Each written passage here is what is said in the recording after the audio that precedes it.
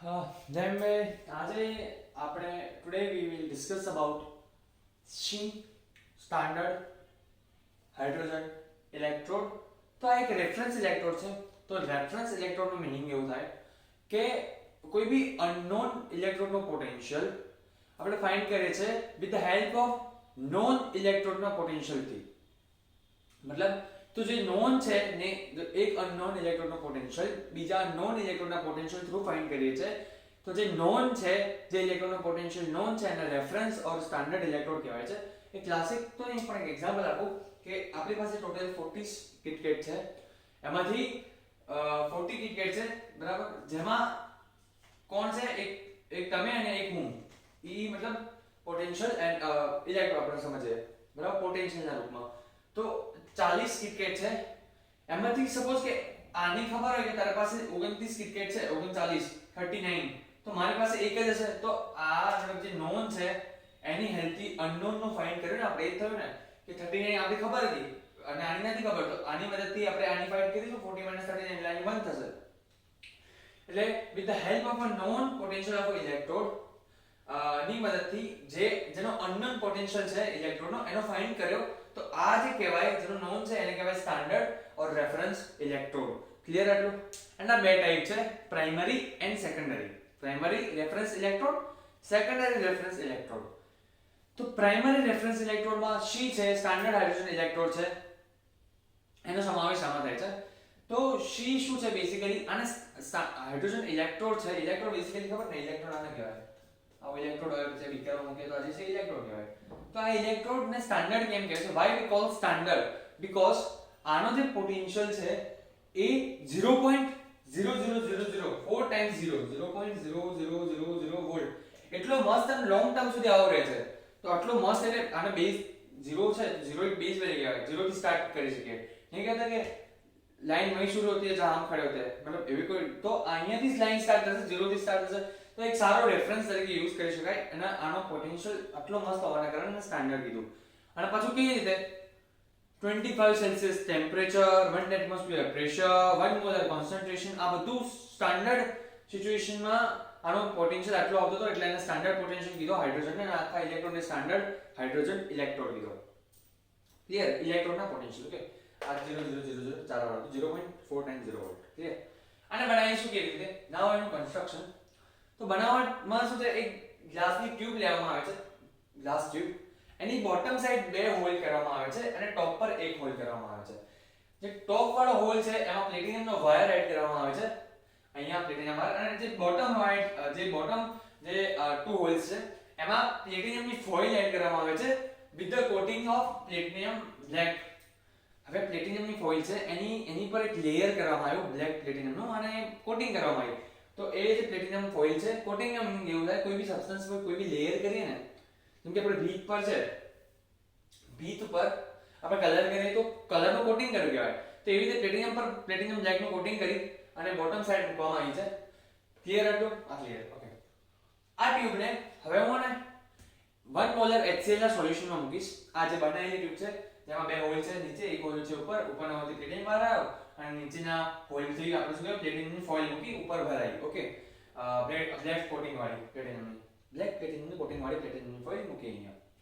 હવે શું કર્યું કે આ જે હતું કે જે ગ્લાસ ટ્યુબ હતું એને આપણે 1 મોલર HCl માં મૂક્યું સોલ્યુશનમાં. કોન્સન્ટ્રેટેડ ને 1 મોલર HCl સોલ્યુશનમાં મૂક્યું. અને એ જ ટાઈમથી ઉપરથી જે આ ટોપનો ભાગ હશે, આ ટોપના ભાગ પર સપોઝ કે આને 1 મોલર આપણે મૂક્યું અહીંયા 1 મોલર HCl છે એમાં, અને ટોપના ભાગ જે છે જેમાં એક હોલ છે એમાં continue pure H2 gas 1 atmosphere પ્રેશરે આવવા દીધો. કન્ટિન્યુ 1 H2 ગેસ 1 એટમોસ્ફિયરે પાસ થવા દીધો. અને આ H2 ગેસ બોટમ, આ જે H2 ગેસ ટોપ થી આવ્યો એ બોટમમાં પરપોટા મીન્સ બુલબુલ નહીં કહેતા, બુલબુલ થ્રુ એ ફોર્મમાં દૂર થશે, નીકળશે. ક્લિયર? તો આ રીતે બનાવે છે હાઇડ્રોજન ઇલેક્ટ્રોડ. જો આઈ રિપીટ, પહેલા એક ગ્લાસ ટ્યુબની બોટમ પર બે હોલ, ઉપર એક હોલ, ઉપરના હોલથી પ્લેટિનમ વાયર, નીચેના હોલથી platinum foil with coating of platinum black ટી, પ્લેટિનમ બ્લેક. આ જે ટ્યુબ બની એને આપણે કોન્સન્ટ્રેટેડ સોરી 1 મોલર HCl સોલ્યુશનમાં મૂક્યું. હવે આ ઉપરની બાજુથી જે ટોપમાં 1 મોલ છે એ બાજુથી 1 એટમોસ્ફિયર પ્રેશરે પ્યોર H2 ગેસ રિલીઝ થયો. એ H2 ગેસ નીચે બોટમમાં આવી બે હોલ્સમાં બુલબુલે સ્વરૂપે પરપોટા સ્વરૂપે બબલ્સ થ્રુ ફોર્મમાં નીકળી જશે. ક્લિયર? આટલું ક્લિયર? ઓકે. તો આ હતું એનું કન્સ્ટ્રક્શન. બરાબર? અને બરાબર આ ક્લિયર. હવે એનું આપણે રિએક્શન જે થતી હોય એ જોઈએ. તો આપણે એનોડિક રિએક્શન જોઈએ. તો એનોડમાં શું થાય છે ખબર છે? એનોડમાં ઓક્સિડેશન થશે. ઓક્સિડેશનનો મીનિંગ શું થાય? ઇલેક્ટ્રોન રિલીઝ થાય. તો સમજો આ એનોડમાં અગર ઓક્સિડેશન થાય તો છે તો હાઇડ્રોજન જ છે ને. હાઇડ્રોજન છે તો મેં કઈ બીજું લખ્યું નહીં. H2 હાઇડ્રોજનનું જ ઓક્સિડેશન થશે. જો હવે આપણે આવું લખીએ ને H it will gives electron minus plus H plus આવું સારું ના લાગે. એટલે આપણે શું કર્યું? આપણે લખવાનું તો H જ છે પણ આ રીતે લખ્યું 1/2 H2. તો આ 2 2 કેન્સલ થઈ જાય એટલે રહે તો એક જ H અને મળે આપણને 1/2 H2. 2 2 કેન્સલ છે તો H જ પણ આવી રીતે લખ્યું 1/2 H2 એટલે 2 2 કેન્સલ થઈ જાય એક H give electron minus plus 1/2 H2 plus એટલે 2 2 કેન્સલ એટલે H plus છે તો H અને H plus બટ આ વેમાં લખ્યું છે ત્યાં 2 2 કેન્સલ થઈ જાય મળશે H. એનોડ પર શું થાય છે 1/2 H2 it will release electron and H2 plus બનશે 1/2 H2 plus કારણ કે ઇલેક્ટ્રોન રિલીઝ કરે છે એટલે ચાર્જ આવે પોઝિટિવ. કેથોડ પર શું થશે? એ જ 1/2 આખું ઊંધી રિએક્શન 1/2 H2 plus જે હતો એ ઇલેક્ટ્રોન લેશે બીકોઝ ગેઇનિંગ કરશે એટલે રિડક્શન શું કહેવાય? એ કેથોડ પર થાય છે reduction occurs in cathode, oxidation occurs in anode. તો કેથોડ પર રિડક્શન થયું 1/2 H2 plus electron minus it will give 1/2 H2. તો આ જે રિએક્શન થઈ આ જે રિએક્શન જે છે પ્લેટિનમની ફોઇલ પર થશે આ બધી.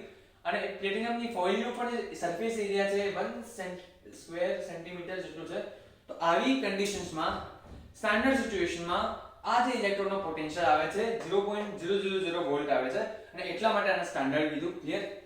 આ થયું એનું કન્સ્ટ્રક્શન વર્કિંગ રિએક્શન્સ. હવે એનું આવ્યું શું આવ્યું? એના એડવાન્ટેજીસ એન્ડ ડિસએડવાન્ટેજીસ. તો એડવાન્ટેજીસ કયા છે સમજો. આટલી મસ્ત સ્ટાન્ડર્ડ વેલ્યુ છે 0.00 તો એક બેઝ તરીકે મળે. એક સમજો આપણે સ્કેલિંગ કરીએ છીએ. સ્કેલિંગ બેસિકલી શું હોય છે? સ્કેલ તારું સ્કેલ તું જોઈશ તો શું છે 0 થી સ્ટાર્ટ થાય આમ સ્કેલ 0 1 2 3 4 5 6 તો 6 ક્યાંથી? તો 0 થી. તો બેઝ તરીકે 0 લીધો, રેફરન્સ તરીકે 0 લીધો, 6 તો 0 થી 6 એમ. તો આ એક સ્ટાન્ડર્ડ વેલ્યુ હોવાના કારણે એને શું કર્યું? એનો યુઝિસ EMF સિરીઝ બનાવવામાં થયો રેફરન્સ તરીકે. અને રેફરન્સ તરીકે લીધો તો જો 0.76 તો ક્યાં સપોઝ કે કોઈ મેટલ છે એનું ઓક્સિડેશન પોટેન્શિયલ 0.76 વોલ્ટ આવે છે તો આ ક્યાંથી સ્ટાર્ટ કરીને 0.76 આવ્યો? તો આ હાઇડ્રોજનનો જે ઇલેક્ટ્રોડ પોટેન્શિયલ હતો C નો ત્યાંથી લઈને આનો 0.76 ઉપર એટલે કે આવે છે. તો 0.76 0 થી લઈને આવે છે. તો એક બેઝ થયો કે અહીંયાથી આની હેલ્પની મદદથી આને બેઝમાં રાખીને એક સિરીઝ બનાવી કે જેમાં નંબર ઓફ મેટલ્સ ના ઓક્સિડેશન અને રિડક્શન પોટેન્શિયલ ફાઇન્ડ થયા. જેમ કે કોપરનો 0.34 છે. ઓકે તો 0.34 ક્યાંથી? તો 0 થી. તો એક બેઝ તરીકે રેફરન્સ તરીકે લીધો અને એક આખી સિરીઝ બનાવવામાં આની હેલ્પ થઈ. તો આ તો એક જ એડવાન્ટેજ. ઓકે બેઝ તરીકે લેવામાં આવ્યો. 0 એક બેઝ જ કહેવાય ને. એક સારો રેફરન્સ તરીકે લેવામાં આવ્યો. અહીંથી સ્ટાર્ટ કરવામાં આવ્યો. અહીંથી 0.76 આ મેટલ હતો તો ક્યાંથી? તો 0 થી એમ. તો એક રેફરન્સ તરીકે યુઝ થયો આ ઇલેક્ટ્રોડનો સ્ટાન્ડર્ડ હાઇડ્રોજન ઇલેક્ટ્રોડનો. એટલા માટે એને પ્રાઇમરી સ્ટાન્ડર્ડ હાઇડ્રોજન ઇલેક્ટ્રોડ કહેવામાં આવ્યો. ક્લિયર? હવે એના ડિસએડવાન્ટેજીસ બહુ છે. પહેલું ડિસએડવાન્ટેજીસ કે આ જે મેથડ બનાવી આપણે ગ્લાસ ટ્યુબ લેવું, પ્લેટિનમ વાયર ઉપરથી નાખો, નીચેથી ફોઇલ, પછી કોન્સન્ટ્રેટેડ સોરી 1 મોલર HCl સોલ્યુશનમાં મૂકો. તો આ બધું બહુ બોરિંગ અને બહુ ડિફિકલ્ટ હતું બનાવવું. સેકન્ડ આપણે કીધું કે જે 1 મોલર HCl માં મૂક્યા પછી ઉપરની બાજુથી કોન્સ્ટન્ટ કન્ટિન્યુઅસલી પ્યોર 1 એટમોસ્ફિયર પ્રેશરે H2 પાસ કરવાનો. આ તો કેવું તો કહી દીધું પણ કરવું બહુ હાર્ડ છે. તો આ બહુ ટફ પડે છે. કન્ટિન્યુઅસલી 1 એટમોસ્ફિયર પ્રેશરે H2 ગેસ પાસ કરવો બહુ અઘરું પડે છે એકદમ પ્યોર. તો એ સેકન્ડ ડિસએડવાન્ટેજ થયું. થર્ડ ડિસએડવાન્ટેજ એ હતું કે આ ઇલેક્ટ્રોડ છે ને નોર્મલ લેબોરેટરીમાં યુઝ નહીં કરી શકાતો. અને નોર્મલ લેબોરેટરીમાં આ યુઝ નથી થતો, કરી નહીં શકાતો. બરાબર? તો આ ત્રીજો ડિસએડવાન્ટેજ થયો. ચોથો કે અહીંયા જો આ બેઝિકલી બનાવ આ જે છે આ ગેસ હશે, ગેસિયસ H2 ગેસ જ છે અને એને ગેસ ઇલેક્ટ્રોડ કહેવામાં આવે છે. ગેસ ઇલેક્ટ્રોડ છે. ઠીક છે?